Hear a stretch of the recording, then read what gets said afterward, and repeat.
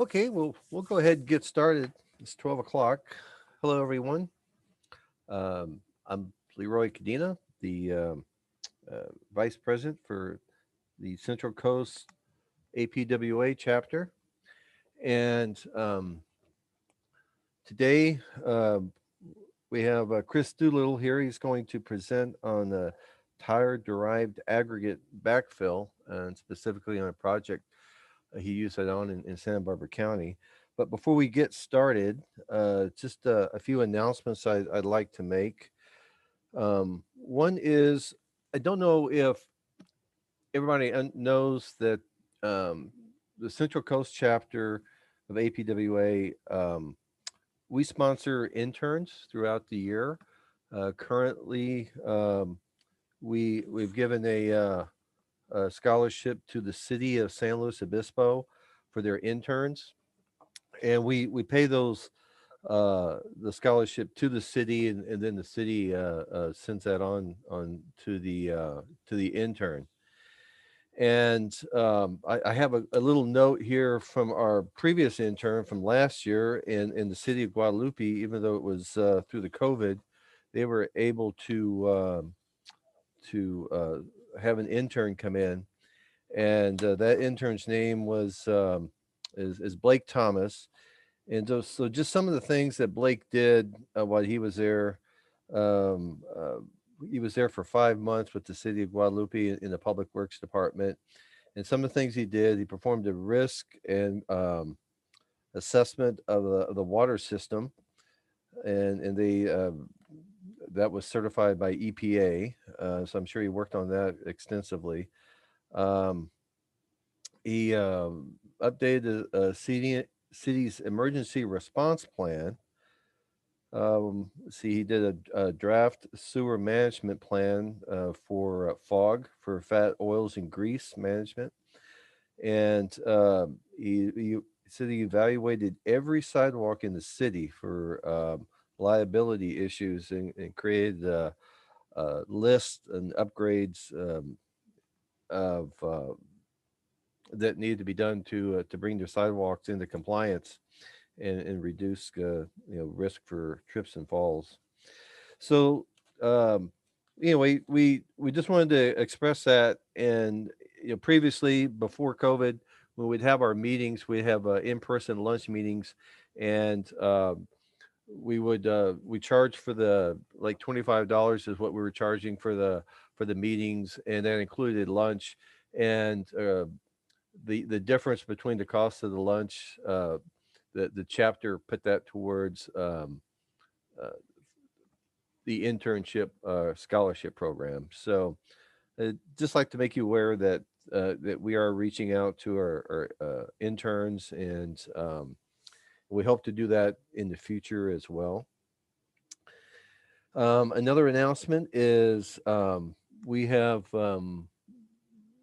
the national APWA is sponsoring PWX, which is a Public Works Expo. It's going to be in St. Louis this year from July 9th. I'm sorry, from August 29th through September 1st. And if anybody's interested in going, you could save $100 by registering by July 9th. And if you are going, we send out a in our newsletter, we ask you to fill out a poll. We're trying to just get an idea of how many people might be interested in going, so we can just kind of keep up on that. Also, today we still are going to have another door prize for attendance of the meeting. So at the end of the meeting, whoever is still on, your name will be in a raffle, and we'll announce that today at the end of the meeting. And you can contact myself or Andrea Geis, with who's our treasurer, and we'll make sure you have you get our email, and contact us, and we'll get you the prize. So without further interruptions or ado, I'm going to pass it over to Chris Doolittle and to talk us about TDA.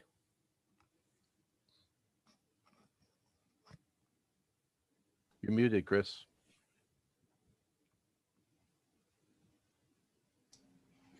Saying I was just going to share my screen and get started. 1 second here. Pull that up and just let me know, Leroy, when pops in. I'm seeing it, but I am in the same office. That's right. We'll give it a couple minutes.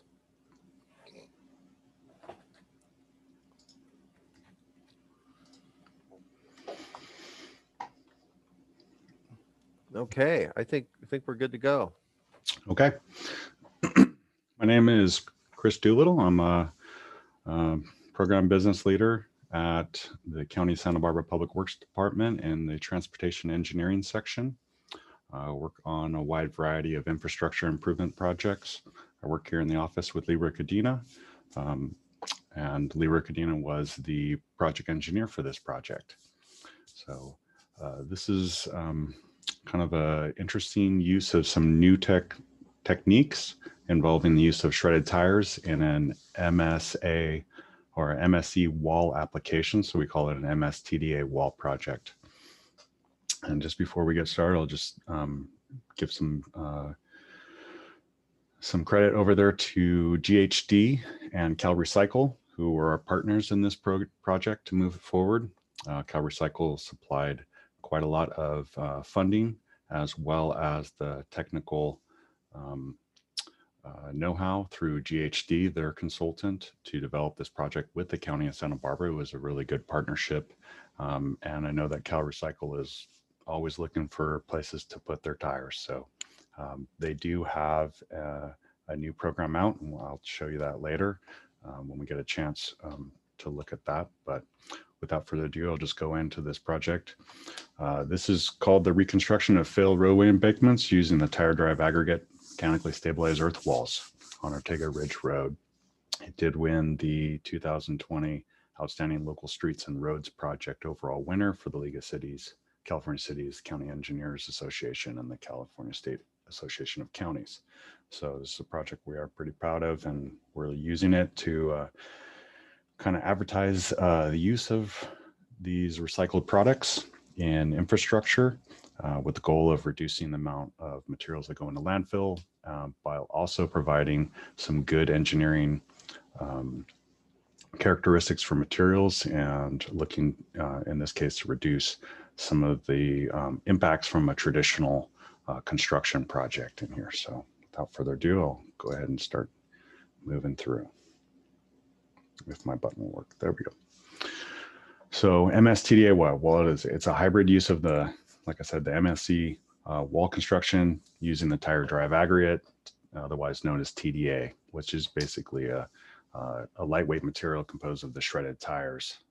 The primary benefits for their use are the low density of the materials, the increased permeability of the materials, high friction value. It's a lower cost for some alternative lightweight fill materials that are currently available, and it's also recycled material. The MSC wall concept is basically an internally stabilized wall. It relies on the geosynthetic reinforcement within the wall backfill, which is connected to a lateral restraining element, a wall face. And in this case, in our project, we used a welded wire basket, similar to a gabion, but with a little stiffer elements to it. The geosynthetic reinforcement, also commonly known as the geogrid, is a high-strength plastic material, in this case a high-density polyethylene, which is used to stabilize the poor soils and provide additional reinforcement. One benefit of this is that it provides a lot of lateral support to give that wall the stiffness and reduce the overall, area of the wall and the depth to foundational reconstruction. We have two types of geosynthetic reinforcements on this project. First is the uniaxial, which provides a resistance to elongation in the one primary direction, which was used to engage the wall and provide that lateral restraint going across the road. And then there's biaxial reinforcement, which provides resistance to elongation in two primary directions. And we primarily use this to stabilize the soils at the above the TDA when we get into our fill material on top and then in the structural section. You can see down here below in the lower right corner is that shredded tires, and you'll see lots of it going forward. A little bit about the project site. It's located in the town of Summerland, which is, of course, in the county of Santa Barbara. This is, if you kind of zoom in on, the section of the coastline here. Summerland is this small community here in between Carpinteria and Santa Barbara. It's a pretty high topographic relief area, with this existing ridge, which is actually our Ortega Ridge Road that primarily goes in this direction. So it's elevated above most of the coastal plain in this area. A little further drill down into the project site itself. From here you can see the Ortega Ridge Road flowing east to west or west to east across the screen. And you'll see our project site is located right on top of a pretty significant fill section that was used to fill in an existing drainage right at the top of the ridge. It's kind of a weird notch in the ridge profile itself from the existing drainage patterns there. A little bit about the site history. This roadway was constructed in the 1950s, and when it was brought into more current geometrics, they realigned the roadway from where it went down to sort of navigate through this notch, and instead they filled in that gap or notch in there, and it's about 23 feet of fill in that notch. At the time of construction, they just used balanced earthwork equations, so you can see top of the profile here, they cut quite a significant amount of material off the roadway and filled in those notches and other roadway profile vertical curves in there. This was an inferior material. It's Rincon shale, which we'll get in a little bit more in the next slide, but needless to say, it was not the best construction material to be used for this type of embankment. And they didn't have a lot of good moisture control or compaction efforts back there in the 1950s. You think about the type of equipment and the type of testing protocols that were in place. In 1970s, they installed an 18-inch CMP culvert and some other flumes to try to get the water to get through this section. And that's one of the items we had to deal with as we got down, was that culvert was placed at a significant depth at the bottom of the excavation, or the bottom of the fill in this case. So a little bit about the existing conditions in geology. Like I said, it's pretty poor material. It's the Rincon Formation underlies the project site, which you can see through here in the pictorial here. Pretty much the entire area is in the Rincon Shale, which is massive poorly bedded shale, mudstone and siltstone, which weathers to this black clay loamy soil. It's highly expansive, which is the cause of some of the issues that we experienced on here, and why we did this project was due to the subsidence that we had at the site. Landslides and soil slumps are frequent, but typically limited to about 15-foot depth. So in this case, it doesn't develop those deep-seated circular failures, but more like a failure around the boundary between the weathered and unweathered material. So here's our existing conditions back in the summer of 2015. You can see from the amount of crack seal that's applied to this that this was a continuous problem of sloughing and settlement of the weathered shale embankment soils. This was kind of a maintenance nightmare for decades. When we did finally drill through here, we've discovered there was over 30 inches of asphalt that had been placed at the downslope edge of pavement as the maintenance crews here continually just tried to keep the road profile and super elevation intact through there. The dike did fail multiple times, as you can see in the upper right corner. They just kept putting it back and trying to still control the drainage to not allow it to just drain right directly over the slope. In November 2015, we had some accelerated settlement on there. It got to the point where it was not being contained only within that eastern bound lane, but was starting to creep into the other western bound lane of the site. The road eventually had to be closed to all traffic for a period of 2 months while we evaluate this, because it was kind of a sloughing at an accelerated rate, and we were thinking that potentially the whole thing was going to actually catastrophically fail at some point.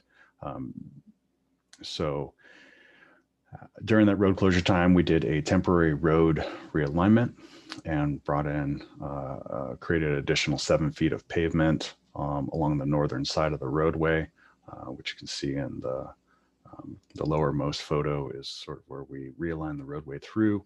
And we did have to put in some temporary traffic control to neck it down to 1 lane while we tried to get the heavy vehicles off that failing section until we could kind of evaluate a little bit more and determine that it was either continuing or had come to some sort of static position. But eventually we had to keep that in place until we came in through our construction. Lots of cracking and continuing through here. So just sort of a continuation of what had been happening for the last several decades. There were utilities within the failure zone. No impacts were kind of related back to us from the utility owners. There is a high pressure gas line in this area. And it seemed like the soils just sort of moved around those facilities. So they weren't aware of any sort of obstruction or issue with their utility installations. So we did undergo a geotechnical investigation as part of the design. The county initially provided a geologic investigation report, doing a couple borings down to about 30 feet. And that's where we determined that the soils were oversaturated at depth, had relatively low compaction and high void ratios. You can see in the lower left that, maybe it's on my next slide, but it was the optimum moisture content here was 15 to 23%. Where our existing soils were in the 25 to 39%. So high water content, and that can allow this continual movement of those materials. The existing soils also, due to that, were only compact about 78 to 84% of maximum density. The high void ratios, there was definitely high void ratios within those soils, which allowed for that additional sediment, and that we figured that was just going to continue without some sort of action to remediate against those soils. So the initial recommended mitigation measure at this time was just to do the same thing we've been doing for a long time, which would be to over excavate 3 feet and reconstruct with some granular fill with a geosynthetic reinforcement. But I think we all knew that was just a temporary solution, not a permanent solution. GHD, which was our partner in developing this program, went forward with a geotechnical report to guide the design. They did 2 additional borings to greater depth. They confirmed the earlier investigation, extended the depth of observation, and provided the lab testing needed to develop the design. And we did perform slope stability analysis as part of this well design, which we'll get into in the next slide. One item here we wanted to highlight is the TDA. The properties there can, for the project, we assume it has a 35-degree fee angle for that. But the pounds per cubic foot for the density, you can see it's only 45. So it's a very lightweight material when in place compared to the other kind of historical fills that would be used in this case. So we're really lightening the load on the underlying section of material that's below the depth of our wall project. Slope stability analysis performed to determine if this new design was going to allow for that that to be satisfied, and we did come up with it did satisfy the long-term as well as the pseudostatic conditions there. We used GeoSlope or GeoStudio Slope W for this. So this is a commonly available software you can use, and we have all the information for this, and it can be provided as well. GHD does provide some good guidance on those items as well. So in here we were able to look at the design and conclude that this would be a design that would solve this and would be long-term stable. A little bit more about the project, and you can see here the kind of the length and of the operation. It was over about 240 feet long or 250 feet long of area that was within the site and was going to be excavated and replaced. If you can see in here, what we're seeing is here is on the bottom profile is the depth of the excavation required for this. So we went out fairly deep here to get that. And so the lower portion you see that doesn't have hatch is all of the MS or the TDA product. And then what you see here is we put in about 3 feet of engineered fill on top of that, and then went with a full structure section. The guidelines say that you only need 3 feet total from surface elevation down to the TDA, but we decided that we wanted to guarantee some extra stability there so that we could reduce the amount of cracking that would happen on the surface. Because this sort of is a new application for us. We have had some previous experience on other projects where we use just a 3 feet of combined fill. In this case, due to the kind of the importance of this road as a transportation corridor, we want to ensure as much as we can that we were going to get a product that would last for a long time. So we went ahead and increased the amount of total fill on top of the road to provide that extra level of comfort, I guess. Here's a little bit more of a section through there. You can see again the TDA area in here. The engineered fill at the bottom was utilized to allow for some drainage. So there is a lot of necessity to drain these type of installations. You don't want water to accumulate within the TDA. It has a lot of voids, so a lot of water can encapsulate itself there. So put in a drainage system and engineered fill at the bottom to stabilize, and then started to put in the TDA. And so on the right side of this section view, you'll see those welded wire baskets used as the face of the wall. And then these elements coming back through off of the wall face are the uniaxial grids used to stabilize the wall element and the fill material itself. And then in the engineering fill section above that, you can see kind of a continuation of some of that uniaxial, but then you'll see a couple layers of the biaxial geogrid component that we put in there to further stabilize that fill section and reduce the amount of cracking. There were some existing utilities.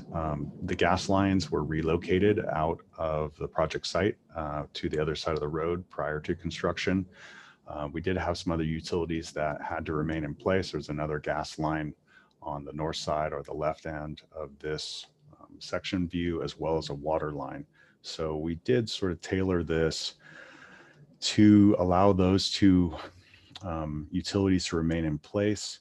So, instead of taking the whole road out, including the embankment on the north side, we just sort of modified it to protect those facilities and also create a corridor for the new gas line to be relocated ahead of the project. In this case, for the details, we did use Tensar Sierrascape was utilized in this with a max of a 14-foot high wall. The TDA backfill was approximately 9 feet thick with the filter fabric at the native soil interface. And in that case, that filter fabric is used to basically encapsulate the TDA, because the point is you don't want those two materials mixing. You don't want your TDA to mix in with soil. That had been sort of the way that initially this TDA was used within the other soils, but they've determined that the best way is to gain all the properties of the TDA is to separate it, separate it from the other soil areas so you don't get any interaction and don't fill in the voids, and thus negating the effects of the TDA.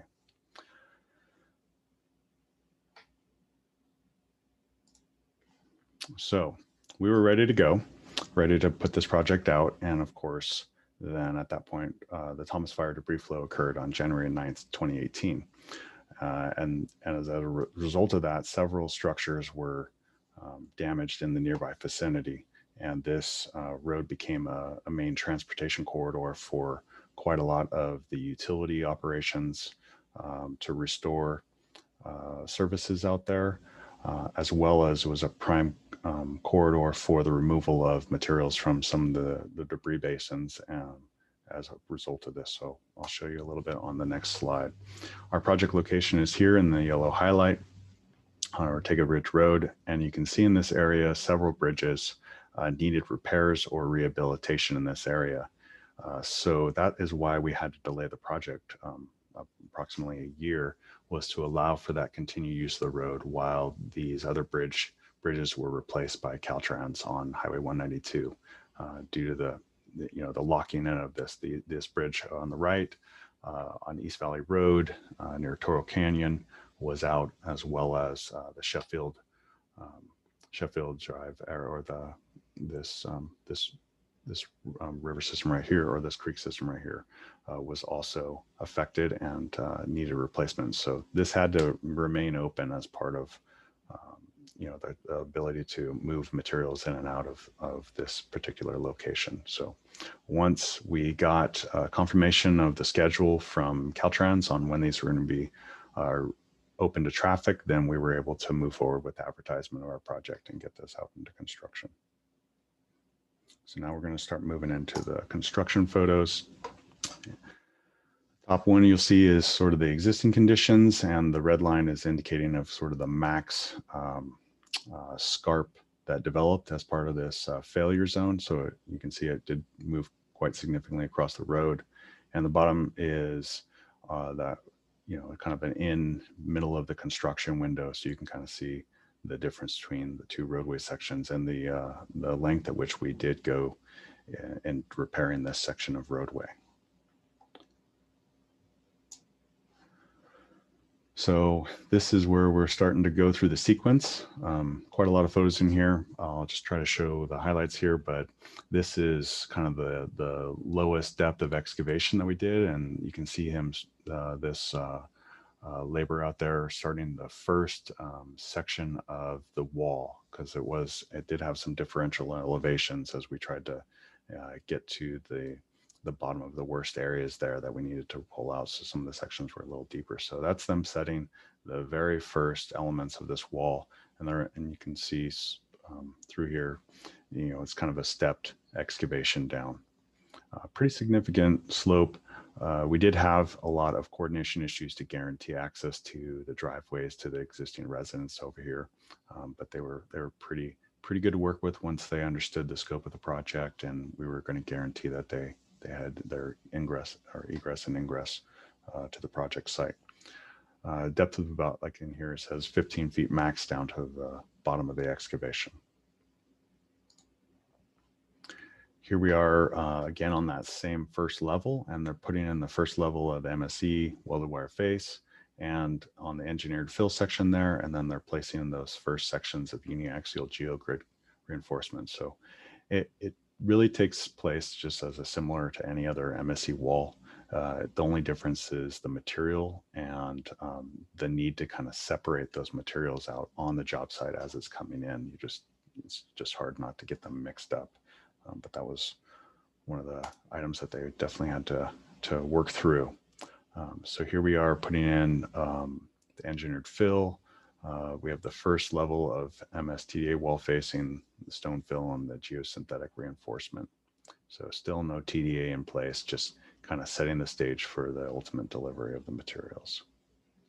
Pretty steep back slope there on our cut. But they had to analyze that and determine that it was going to be okay for this particular project. Well, here comes the shredded tires. These shredded tires were brought to the site with these specialized moving bed trucks, which have basically a conveyor belt on the bottom of the truck, so they can bring in pretty big loads of TDA, and if they can get to the site, they can back right up to it and then just remove them, this as it goes down. They did have some issues here, as you can see with the upper right corner. was that their access was a little problematic. Sometimes we do set up where we set up a temporary location for this material to be stockpiled, so it can be brought to a central site and then brought in smaller loads to this area. But obviously, it's way more economically beneficial to bring them directly to the site if you can. As you can see here, they load it in. They're trying to figure out different ways to get this material down onto their working platform, which became a problem, as we'll show in the next slide. Separating materials is important. Don't want to, some lessons must be learned firsthand. They did sort of stumble a little bit. This was a new product that the contractor had worked with. They were very familiar with MSC wall construction, but hadn't yet utilized this. Not many contractors have.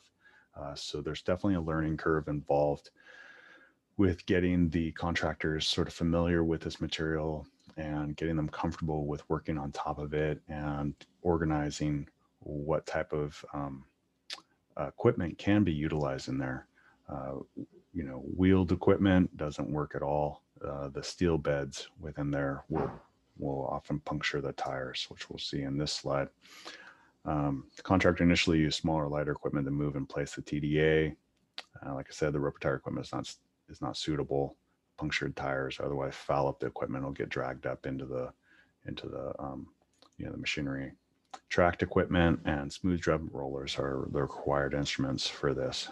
And even with that, it's still a little bit of a delay, because you do have to come in and check your equipment, make sure it's not getting fouled up with the use of this material. It is pretty tricky. It also doesn't feel normal to be using this type of equipment on there. It's really spongy. It sort of moves around as if it's like pumping soil. It just sort of rolls around. So even when you're trying to compact it, it doesn't feel like it's compacting.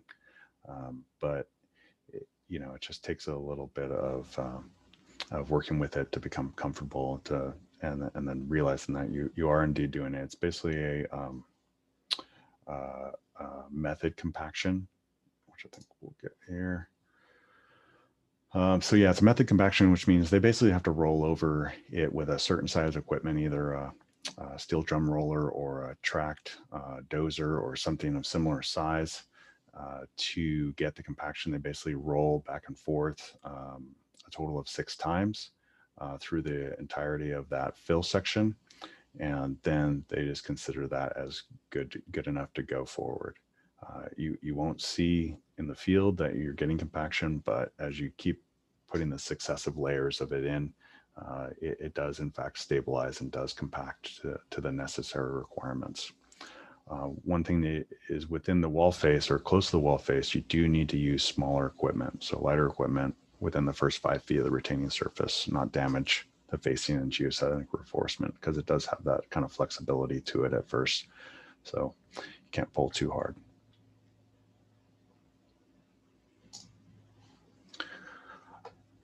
During this operation, the contractor definitely has to maintain multiple operations at the same time for progressive work. So it does require a lot of labor at first, because you have the people setting up the MSC walls. You have to fill the material in behind the walls, set up all the geogrid, and then bring in your layers of TDA material to be used. So it's definitely labor intensive, but it goes fairly smooth once they work out the kinks and how they organize their workforce to do it. So you'll have several operations going on at the same time as they're kind of progressing through this work.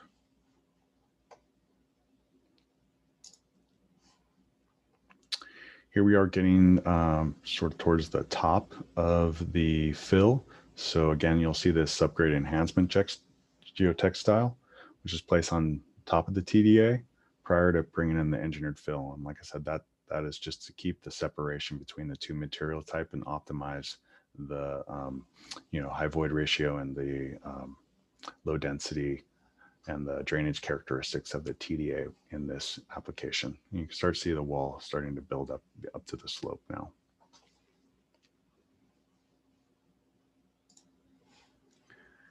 Here we come in, all the TDA is in place, And here we are starting our 3 feet of engineered fill, which is brought on top of the TDA, like I said, to bridge over the material and provide a stable base for the structure section. In this case, we used the Tensar UX 1100, which is specified, even though they ended up using a Derived U350, which is a comparable material. So here we go again. The entirety of the site is getting close to the finished grade of the fill section, continuing to put in those geosynthetic layers. And then once we got into the fill material on top, the engineered fill, then we start using those biaxial geosynthetic reinforcements to the full width of the excavation. In this case, TerraGrid SX3030 was used to provide that level of reinforcement within the fill zone and stability for the structure section. Here we are getting towards the top. This is the final level of the MSC wall. And you can see here where they're putting in the fill rock within the gabion baskets. What you will see here as well is that they use this biaxial geogrid to line the back of the welded wire facing. That's not per plan. That was the welded wire fence element that they brought in was not working with the rock that they had brought in as well. Some of it was starting to make its way through the facing. So, they already had ordered quite a lot of materials. So, a determination was made that they could move forward with this material, but that they had to provide some additional retention of that material using this geosynthetic geogrid in there to provide that additional aperture reduction to allow this rock to be utilized. And here we are. This is the completed project open to traffic. There's the wall face on the left. You can see we did have some existing utilities that did have to be worked around. We did have to make some modifications during construction to kind of move around some of those utilities. We didn't want to move this utility pole here. There wasn't a really great place for it to go. And to accelerate the coordination, we built around it, and the other downslope elements, we did have to, relocate some of them from the underground portion and move it around the excavation zone and come back to serve the resident on the right-hand side of this photo. Completed project, open for traffic. It's looking pretty good. This is pretty much what it looks like right now. It's didn't do really too much modifications of the alignment, just enough to make it so we can get our lane widths in place. And you can see we did do some additional drainage improvements here to help alleviate the flow conditions here. This was an area that sometimes would pond up, or otherwise, during high summer events, a lot of water would flow into the adjacent properties. But we were able to leave the downstream portion of the 18-inch culvert that's down here. But when we got down to the excavation limit, we were pretty close to the elevation of the pipe. So we went ahead and replaced that section within here because it was in good shape, but it was close enough that we were able to get to it. We weren't sure if we were going to be able to replace it, but we were able to make that change order in the field and replace that section of pipe here. So we have a good drainage system to work with, hopefully for the next 50 years. And here's another section showing the completed project from our drone, just showing the entirety of the project length here, and the wall reconstruction, the hydroseeding down below at the stabilized soil. And right in the middle of the picture below that truck, you can see we have a monitoring installation. GHD and CalRecycle want to study this project as part of the long-term performance of this type of technique. This was the first time this concept had been used in the state of California. It had been used in other areas, most primarily, I think, on the East Coast, where they've been using this product, the TDA, for a much longer time period. But this is the first time they're using California, so they have all kinds of monitoring in there to monitor for the heat of the insulation. They have some extensometers and some pressure plates in there as well to kind of measure the actual mass and pressure that be applied as a result of this, and hopefully they're going to use this for their looking at this for long-term performance, but also for helping assist in the design of future projects. So a little bit about the whole project. The construction contract was awarded to Ramina Construction of Atascadero. We did receive 6 bids for this project, which was quite a surprise. Being that this was a new type of technique being used. The engineer's estimate was $646,000 or so, and the contract that was accepted was approximately $666,000. So pretty close. We did give them 50 working days to complete this, and the contract was completed on time and on budget. Quantities we did end up using, we pulled out about 3,000 cubic yards of roadway. The asphalt, concrete, and base were recycled locally. The highly expensive shale embankment materials were also pulled out. About, just about 1,000 cubic yards of the select engineered backfill was incorporated in there. That was about $50 a cubic yard, and about 851 tons of this tire derived aggregate were utilized. And they estimate that's about 80,000 tires that were otherwise diverted from landfill or for use as power plant fuel, which happens in the state of California as well. The process and delivered to the site fee for that material was $68 a ton. That was the cost to get it there, but the cost to the county was $140 per ton was the bid item price to the Santa Barbara County. So quite a lot of markup there in order to account for their the work to get it into the site and into the project. We did use approximately 3,200 square yards of geosynthetic reinforcement in the uniaxial, which is about $4.50 per square yard, and almost 1,500 square yards of biaxial geosynthetic reinforcement, about $3 a square yard. We did use a lot of this non-woven geotextile and the set-grade enhancement geotextile as well, but those are a reasonable cost to preclude.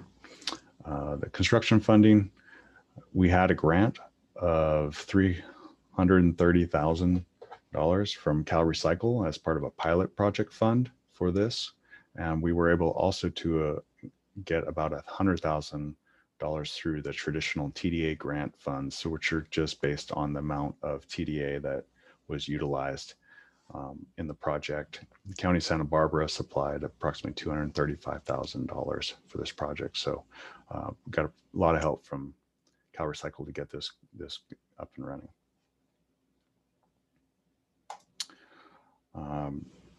That's it. Just if you have any questions about this, or you want to talk about how we went through this, or how we went and kind of worked with Cal Recycle, I'm always available. Here's my contact information. And with that, I'll open it up and listen for any questions you might have.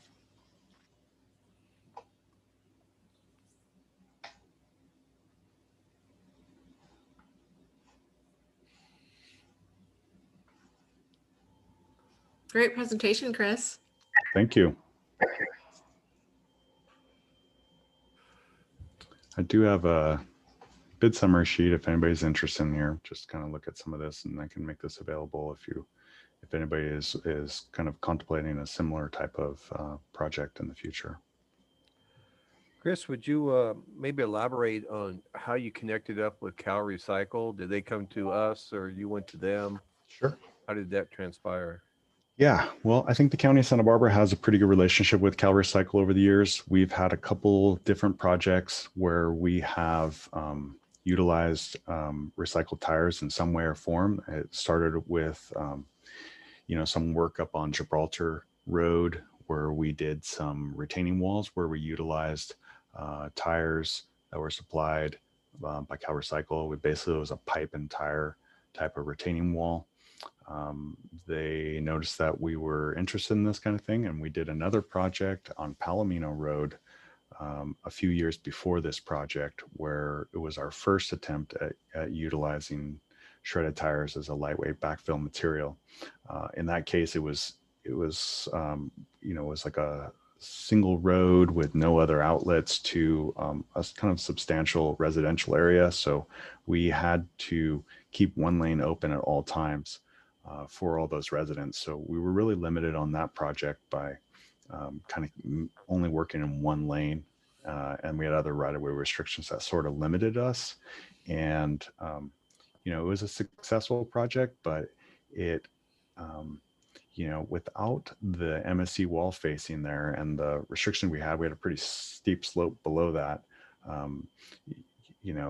It works okay, but there's still some cracking, but it's still holding up.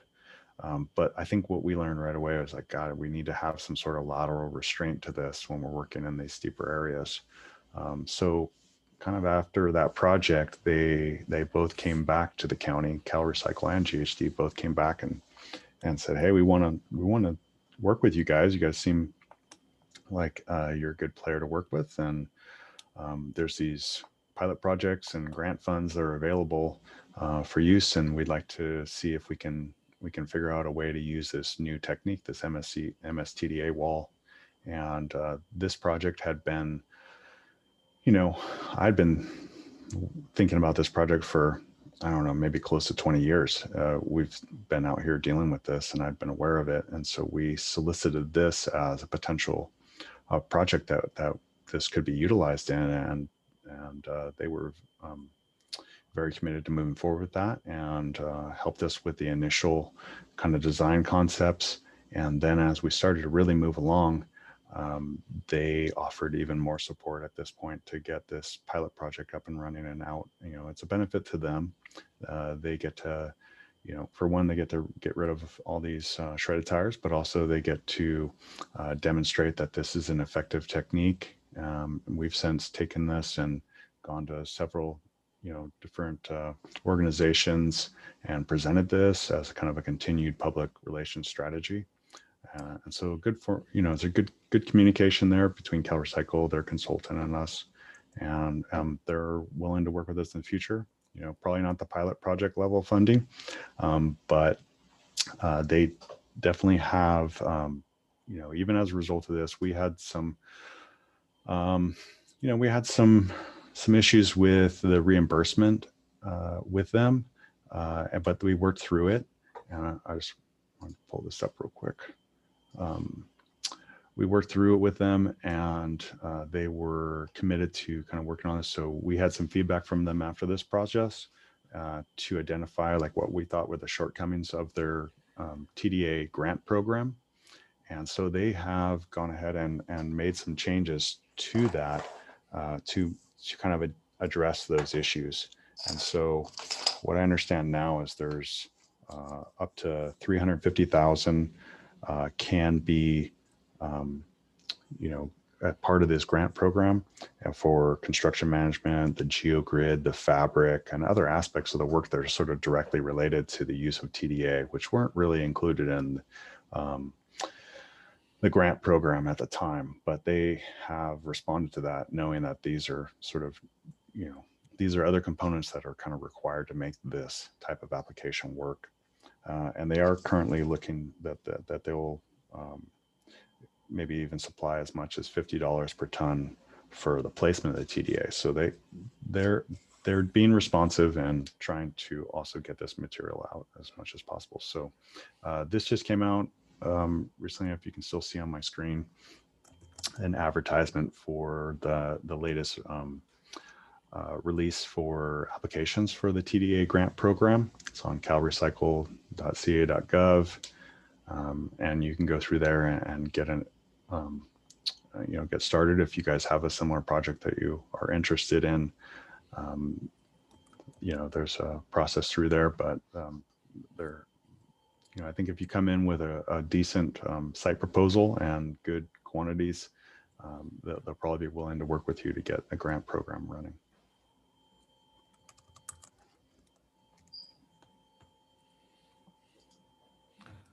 Any other questions for Chris?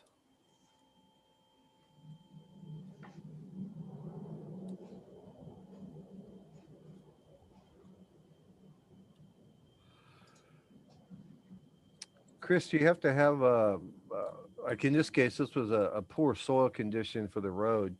Do you have to have, that type of soil? I mean, a bad soil, or can you just have a need to do a fill in an area? Yeah, there's no need to have bad soil or anything else. In this case, we were looking at this because it's really solved the problem we were looking at. But really, this is an issue where if you had just have restrictive conditions, that you have right of way restrictions or something else that you can't carry on down the slope to properly address this through a typical embankment reconstruction or, a deeper wall with, a deeper foundation. This can be an alternative that you can look at to sort of minimize your area of reconstruction and stabilize that. But the big key here was the whole roadway was of substandard conditions, and so we had to take a bigger chunk out to stabilize it because the entirety of the embankment was of this poor material. But there's a lot of different ways that this can be utilized. Right-of-way limitations can really affect the project, and this can be a way to kind of reduce the scale of your right-of-way takes and kind of keep it more within your existing right-of-way.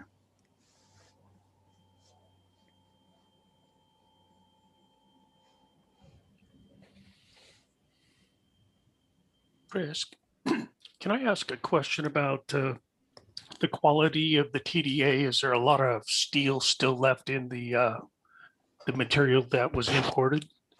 No, CalRecycle has pre-selected the material suppliers that they will allow or that will be give reimbursements. So they work with these different operators to make sure that they're going to provide a high quality material. And as a result of the processing of these, they have a pretty in-depth process to shred the tires, but also they have like magnetic elements along their conveyor belt that really try to pull out those the steel reinforcement of the steel belt within the tires. So they try to remove as much as that they can. So you'll still see little elements of it where it's poking out of the sides, but you're not getting these long strands of it. And if you do see those long strands on your site, then you if you can, you want to remove those, because those are the elements that'll start to oxidize once this is buried and comes in contact with water and air. Those will be the elements that will start oxidizing and rusting and kind of can provide some problems. Long term is that generates more heat within the material, which is obviously what everybody's trying to avoid. You don't want to overheat this material. So they do a good job of processing it. And they go to the plant and they inspect the plant. And, when your material comes on site, you take samples. And in this case, we send them off to GHD. We just get a huge barrel or of this and ship it off for them so they could take a look. And they do some testing. They have a large sieve that they utilize to check for the consistency of the material being brought on. As a follow-up, do you have any data from the sensor system? No, I'm not sure how much they've been going out and putting this in.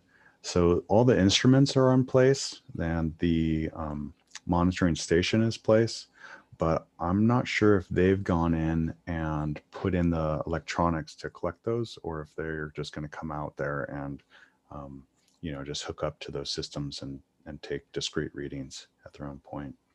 We did go out there and set a survey monument in there for the long-term performance, so we can monitor that as well, and they will be checking that out long-term as well. But no, we haven't received any data back. I think we're looking at the performance, but we do need to follow up and do some checks on the monuments and just see how they're performing versus the base. Chris, didn't a CalRecycle pay for all that testing equipment and monitoring equipment?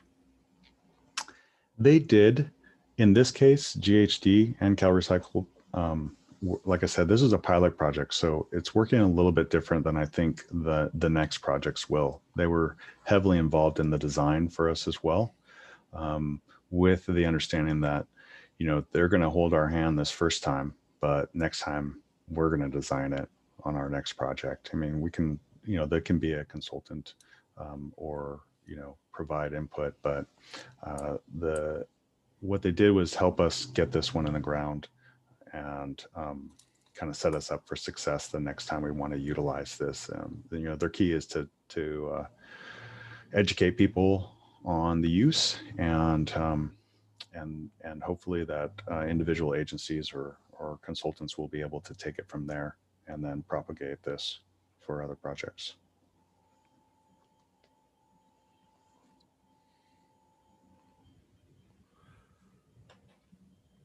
Well, thank you, Chris. Hey, I'm sorry, go ahead. Somebody have a question? I have a question. This is Greg. Hey, Chris. The particles of shredded tire looked fairly large. Is that Cal Recycle's optimum particle size for that use? Yeah, they hi Greg. They definitely have a couple different sizes that they use. There's a smaller one. I think that's TDA. I'm not sure if it's A or B, but there's a smaller item that's used for a bunch of different other applications. You know, sound wall, or sound mitigation, and along like railroad tracks, and they can use it in like collection ditches for off of landfills. So there's a bunch of different applications, but they like to use the bigger size particle. They're about 3 to 6 inches across, and that seems to perform better because of the friction that can engage among those overlapping TDA pieces. Provide a high level of friction, where that smaller material just wouldn't provide that same level of resistance to movement. Yeah, and that creates some issues with the contractor and his equipment, I suppose, with the larger pieces as opposed to the smaller particles, you think? Or Yeah, well, I think the smaller particles are a lot easier to move around and kind of get in position. It doesn't foul up the equipment probably as easily. But these ones are, you know, you see it gets caught in the treads, it gets caught in the steel roller. Definitely they need to kind of maintain their equipment a little bit more to kind of keep those obstructions clear. yeah, one more question. Did Cal Recycle deliver the product to the site, and did that surprise the contractor how it arrived, or was he aware of how it was going to be shipped?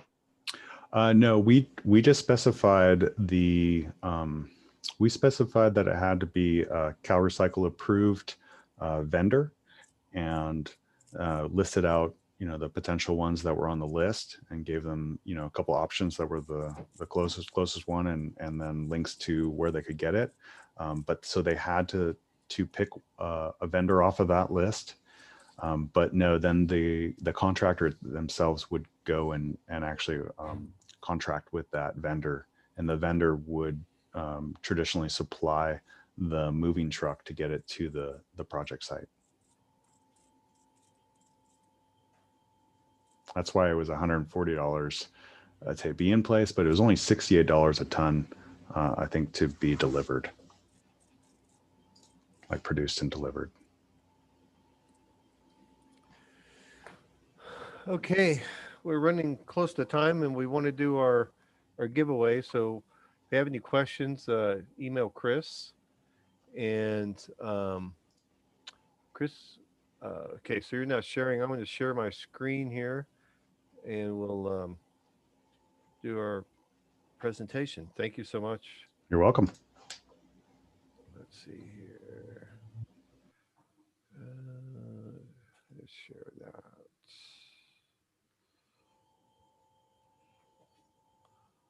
Oops, okay, seeing my window. And away we go.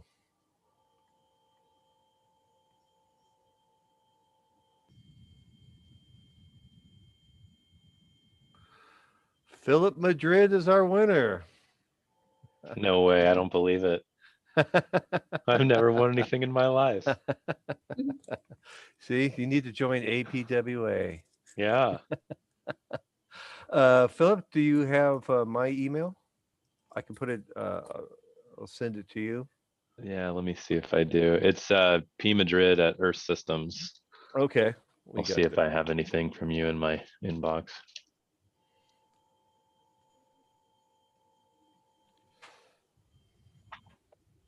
Okay, we'll get you a gift certificate.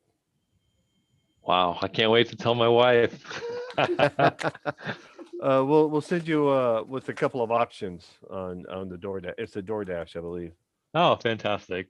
Thank you Okay. very much. I really appreciate right. it. And Chris, that was an excellent presentation. Thank you. Thanks, Phil. All right. Thank you, everybody, for attending. We will be dark next month and August as well. We will not have a meeting in July or August, but we'll be back up in September with our hopefully our golf tournament will be our next meeting. So look forward to that. We'll put out some information about that. And again, thank you everybody for attending, and thank you, Chris, for the great presentation.